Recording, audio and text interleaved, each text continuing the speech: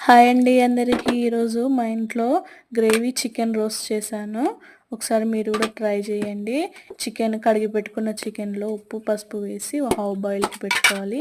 Gravy కోసం ఇంకో గిన్నె పెట్టుకొని దాంట్లో కొంచెం ఆయిల్ వేసి దాంట్లో ఒక 5 పచ్చిమిర్చి వేసి వేయించుకోవాలి.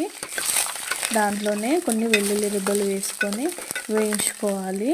దాంట్లోనే మనం తరిగి పెట్టుకున్న ఉల్లిపాయ ముక్కలు వేసి పచ్చిదనం పోయే వరకు వేయించుకోవాలి.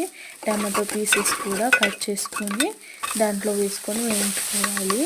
చూసారా, పచ్చిదనం పోవాలి ఫ్రెండ్స్. అది పోతేనే మంచిగా గ్రేవీకి టేస్ట్ వస్తుంది.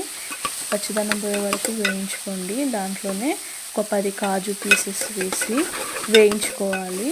చూసారా, అంటే కొంచెం ఉడికినట్టు అనిపిస్తుంది కదా, అట్లా ఉడకబెట్టుకోవాలి. లైట్గా వేయించుకొని దాంట్లో కొంచెం పుదీనా వేసుకొని వేయించుకోవాలి. కొంచెం కొత్తిమీర కూడా వేసుకొని వేయించుకొని పచ్చిదనం పోయే వరకు. చూసారా, మొత్తము కొంచెం లైట్గా ఉడికిపోయినాయి.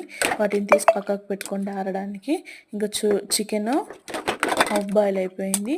చికెన్ వాటర్ని సపరేట్ చేస్తున్నాను. చూడండి, రెండు ముఖ్యమే. వాటర్ కూడా అసలు పాడేయకండి. వాటర్ కూడా పక్కకు పెట్టుకోండి ఒకసారి. చూసారా, హాఫ్ బాయిల్ అయింది చికెన్. చూసారా, దాంట్లో మనం మిశ్రమము ఏదైతే పేస్ట్ పట్టుకున్నామో అది మిక్సీ పట్టుకోవాలి. అలాగే బాండి పెట్టుకొని దాంట్లో ఆయిల్ వేసుకొని, కొంచెం ఆయిల్ ఎక్కువనే వేసుకోండి. ఆయిల్ వేసుకొని సన్నగా తరిగి పెట్టుకున్న ఉల్లిపాయలు వేసి వేయించుకోవాలి. ఉల్లిపాయ తొందరగా వేగాలంటే సాల్ట్ వేసుకోవాలి. నేను సాల్ట్ పసుపు వేసి వేయించుకుంటున్నాను. చూడండి, దాంట్లో కొంచెము అల్లం వెల్లుల్లి పేస్ట్ యాడ్ చేస్తున్నాను. చూసారా, పచ్చిమిర్చి అల్లం వెల్లుల్లి పేస్ట్ యాడ్ చేసి కలుపుకోవాలి. మన గ్రేవీ ఉంది కదా, గ్రేవీ యాడ్ చేసాం కలుపుకోవాలి. ఇట్లా ఆయిల్ ఎక్స్ట్రాక్ట్ అవుతుంది. ఎక్స్ట్రాక్ట్ అయినాక చూసారా, కారం పొడి నేను ఒక 2 టేబుల్ స్పూన్స్ తీసుకున్నాను.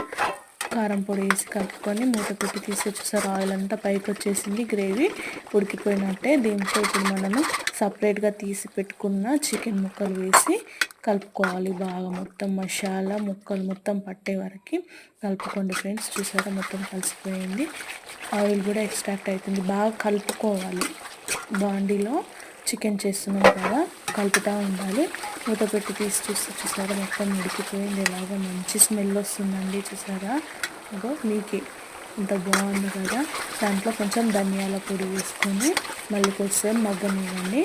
మగ్గిన తర్వాత చూసారా ఎంత బాగా వచ్చిందో. చూస్తేనే కలర్ ఎంత బాగుందో. దాంట్లో కొత్తిమీర వేసి కొద్దిసేపు ఉడకనివ్వండి. ఎంత బాగా వచ్చిందో కదా అండి. ఒకసారి లైక్ చేయండి, షేర్ చేయండి.